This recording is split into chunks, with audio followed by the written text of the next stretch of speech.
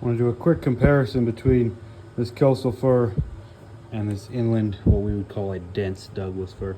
So we're looking here at a plain sawn face, and if we compare the edges, so we look how tight all these rings are when they come out of this face, and then compare them to how these rings are coming out of this face, we can see that the coastal has much bigger winter wood, but it's much farther apart.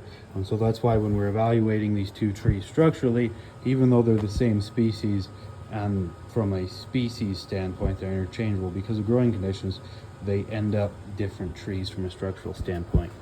If we come down to this end here, maybe let's see if I can break this off a little bit, or we've got it exposed.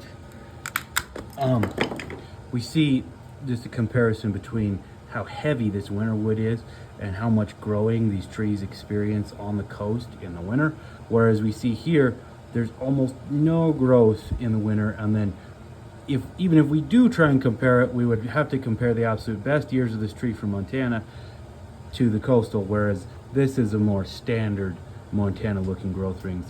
They're tight, they don't do a lot in the winter, they're just hanging on. They're both very good trees, but we do have to evaluate their structure differently. What's really interesting is if we go over to this glulam, it's some of the tightest coastal I've ever seen.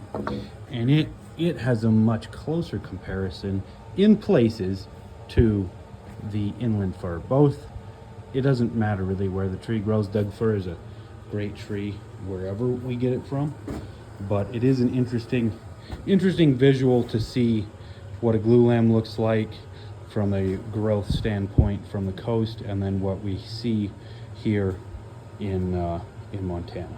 So